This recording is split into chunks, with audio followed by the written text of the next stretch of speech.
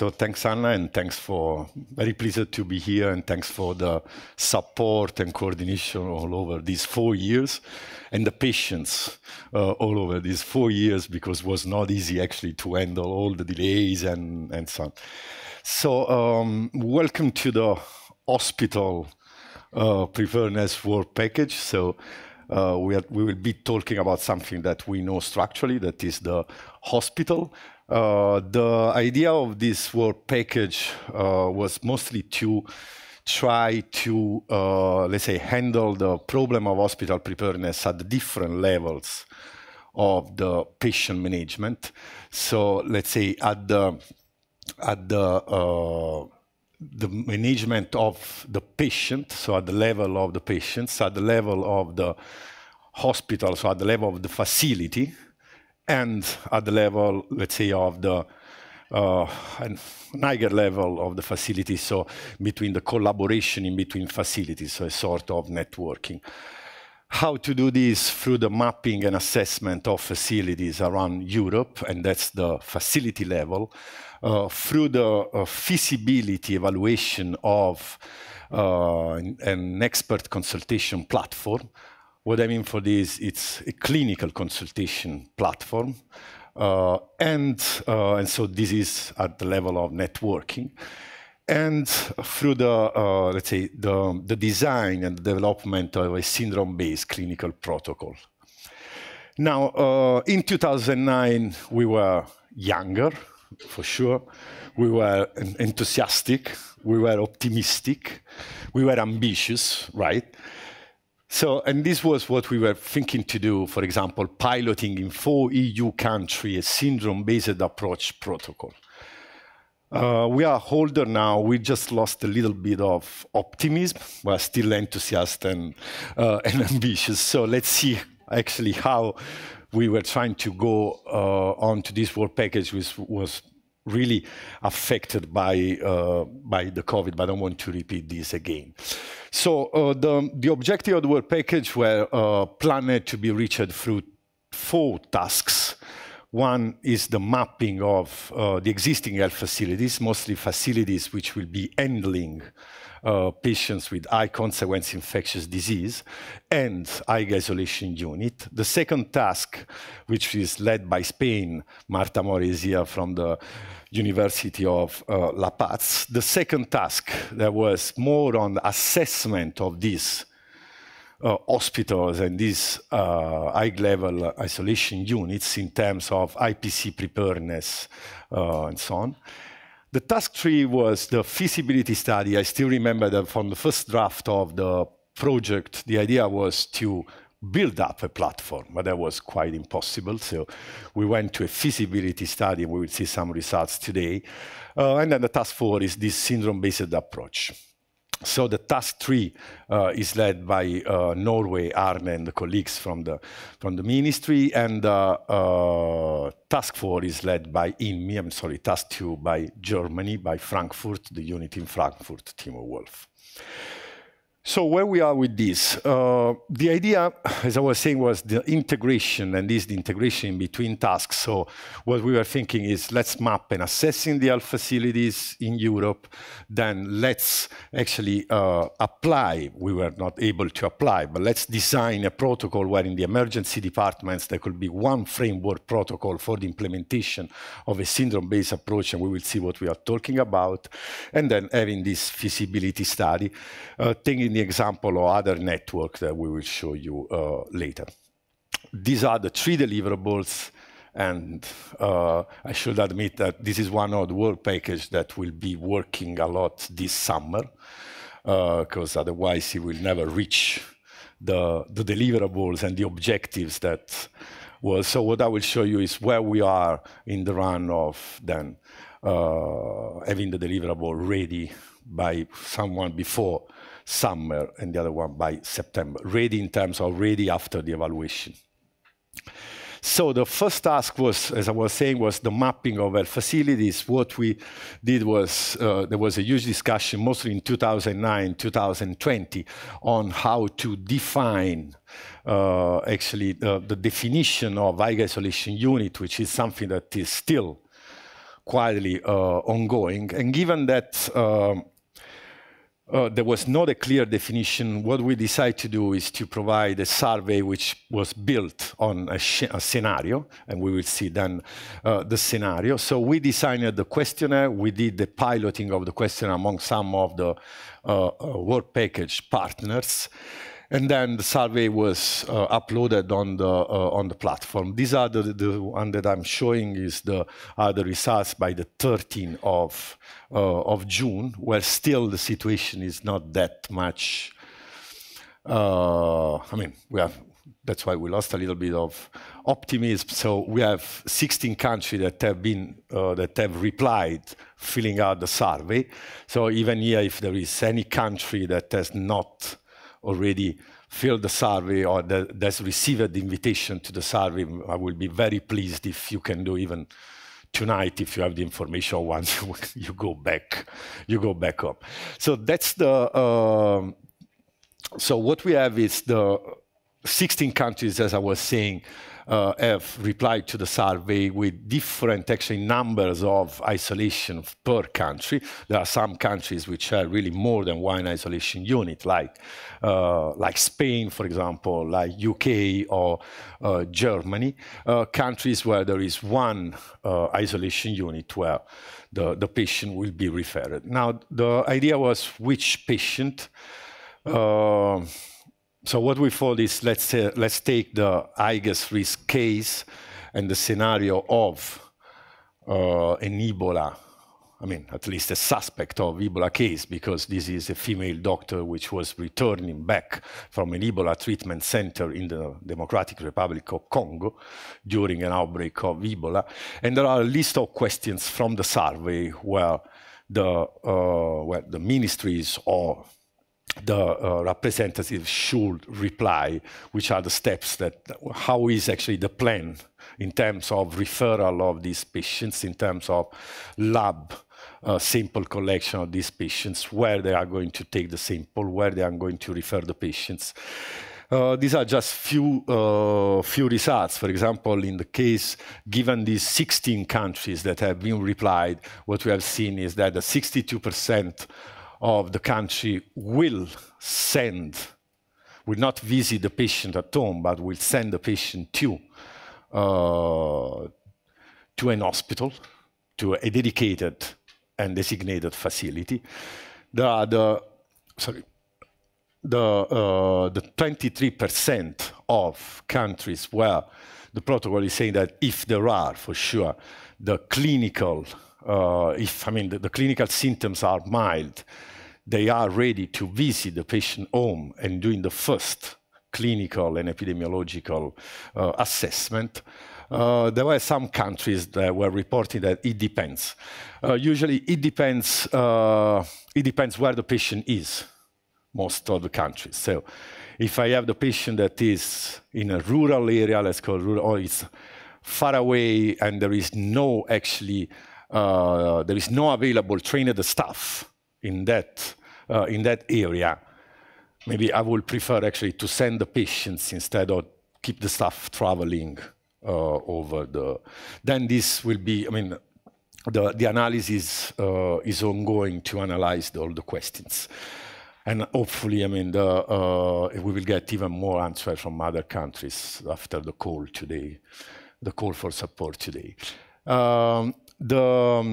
In total, what we had is there were mapped 33 isolation units with a total of 122 beds. I should say that most of the facilities, so we hear, let's say 50% of the facilities were also having pediatric beds, usually in order of 1 or 2 beds for facilities. And most of the facilities, even if small number, they were having ICU units, so ICU inside the or the high isolation level unit. So this was the, let's say, the basis with the mapping. The second task, which is which is built on this, because the second task, the idea was, let's assess the facilities which have been it's not evaluate, it's to assess the facility which have been designated and named by the different countries. I should say that at the beginning of the plan was to have 32 visits to all the countries, to all the facilities. That was impossible for reasons that we really know. So all these visits, well, this part of the methodology for assessment was not carried on. What we have done is to develop a self-assessment questionnaires for the facilities. There are already different self-assessment questionnaires for the facilities. Some of them it's a little bit old and so on. So what we did was to start actually with a workshop in Frankfurt. Actually, was just 2 days after the first patient with local transmission arrived in Italy. Everyone was scared at the meeting in Frankfurt by my presence. But anyway, then things went down. In the Frankfurt meeting, what we did was to try to have the first actually consensus for the development of the questionnaire. So mainly was which are actually the topics that will be part of the questionnaire. Which are the topics? The topics included are these. So you can say we'll go from the design, material, and technical information of the facilities up to then the clinical care, through, for example, how actually is managed the mental staff, the mental health of the staff into the health facilities. The questionnaire is I will call it a questionnaire, but it's really a self-assessment tool. It's almost 140 questions. These questions will be replied by the head of the facilities that has been actually designated by. So the questionnaire has been uploaded in this platform, thanks also to the support of THL that kindly provided, and thanks to Tyler Prinker that was helping us in set these questionnaires, and will be released within this week, even without waiting for the other response of the mapping. Now, one other thing that was changed in comparison with the first plan was that the idea is this: we will provide the results by end of July, hopefully, of this questionnaire for the ones that have been replying. But anyway, one of the part of the deliverable will be also the questionnaire itself. That could be actually a questionnaire for for a continuous self-assessment of the facilities themselves. So it will be a toolkit for the self-assessment of the facilities. Then, again, at the networking level, and this thanks to the work of the colleagues from Norway, as I was saying, one of the discussions that were at the beginning of the Sharp Joint Action was that would be impossible to build up, and it's not even a mandate of joint action to build up a platform usually. Let's have a feasibility study to explore if it's possible to have a clinical consultation platform.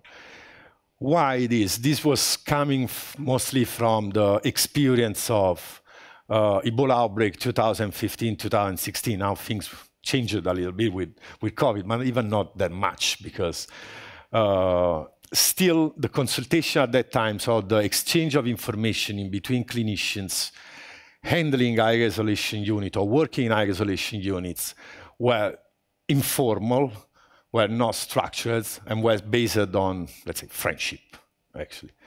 So the idea was, let's see which is the feasibility of building up this kind of expert clinical consultation, because behind the building of a platform like this, there are several issues. Legal aspects, because between the consultant and the doctor that is requesting the consultation, there are privacy and confidentiality aspects to be taken into account, and then you need a secure platform. So mainly, and these aspects actually should be we thought that should be a little bit more in deep revised. So as I was saying, the background was these were the limitation of, at that time, of this exchange of information, this expert medical consultation. Sorry, I'm going on. Okay. So what we did was, even thanks to the Work Package 5, there was quite a lot of discussion during the workshop of Work Package 5 where there were discussion about the legal issues regarding this platform, which are mostly related to the patient referral, the trans-country medical consultation, and mostly is what will be the flow of information on this platform will be mainly clinical data, because the idea is to have also exchange of X-ray, right? So there will be deep clinical data where it needs to be actually, needs to have a legal framework under the GDPR. Now, some of these were discussed, and the other thing was, let's try to see if there are other examples of a platform at European level which is doing the same, let's say, or it's very close to what is doing what we want to do with this platform. And there is this platform that is the clinical management system, which is a platform that is that has been developed under the European reference networks. I don't know if someone of you is aware of that are networks which are developed for rare diseases.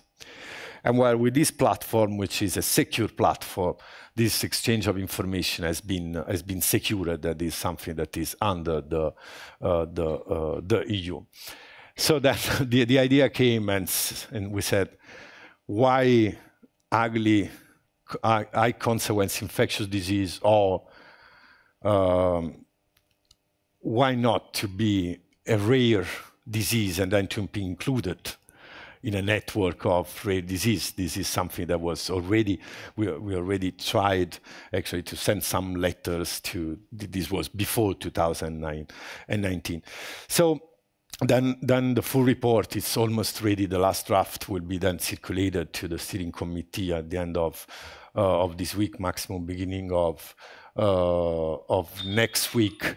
What we came on with the conclusion is that this kind of platform is something that will be needed, not just because there should be a clinical consultation where there is an exchange of information, but even what is still happening is that if I need 2 vials, or let's say if I need 2 vials of, let's say, a special drug or a special formulation of that drug, like what is needed is still the exchange of this drug are in between clinicians, and there is, because it's faster than start having all the protocols. So the idea is to propose something like that. So international referral request in cooperation with already a mechanism already existing in Europe. This platform could also be the development of a storage of guidelines and so on. So then you will read this when the report will be public. I don't think that this is too ambitious. There are other mechanisms now that can actually can handle this problem of PP. So let's go to the last. I think that I can. Okay. 2 minutes. Oh, great. So let's go to the last task. So here now, as I was saying, and even this has been changing a lot, this kind of approach with COVID. Here the aim is to develop a guidance for member states, or not just for member states, that wants to address actually the emergency departments and rooms with what we call a syndromic approach for high consequence infectious disease. So I will just show you a couple of slides of technically what we mean about about this, because the idea is to have, I mean, the objective of this, we have an advanced draft of this that will be circulating among the WP10 partners, I think tomorrow. That's what they promised to me. So there will be a fast algorithm for the fast triage in health services with a standardized pathway to identify actually high consequence infectious disease. So again, a toolkit.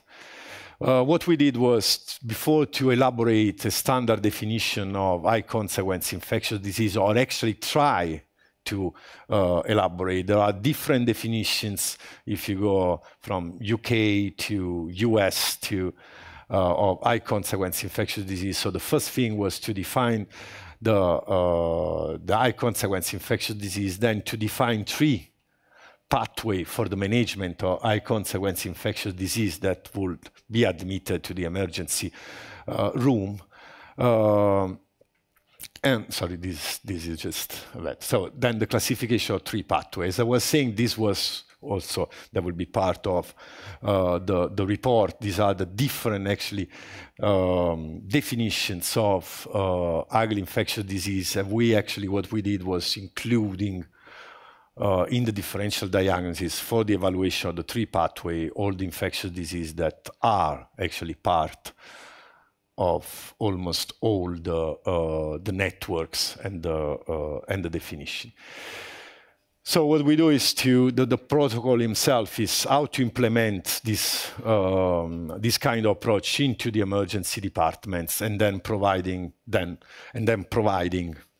the a sort of clinical pathway with a very, let's say, friendly and easy to use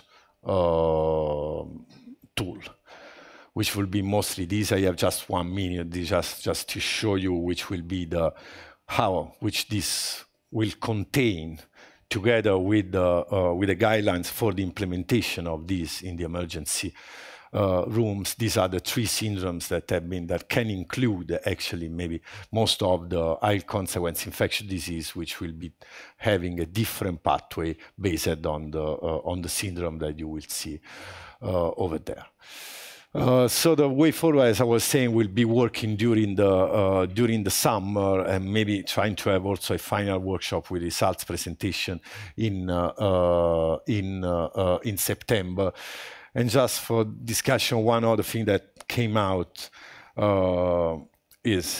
came out also from national actually meetings is that there will be maybe more networking in between high isolation units, or units that are, so there should be a more standardized actually management and harmonization networking for high isolation units. And actually we think that this could be done starting also from this clinical platform. Or anyway, I hope that we have paved the way with a new mapping, with a new assessment for actually maybe having a more structured networking of these high isolation units and providing then to the Commission something to build up new projects maybe. Let's see. Thanks.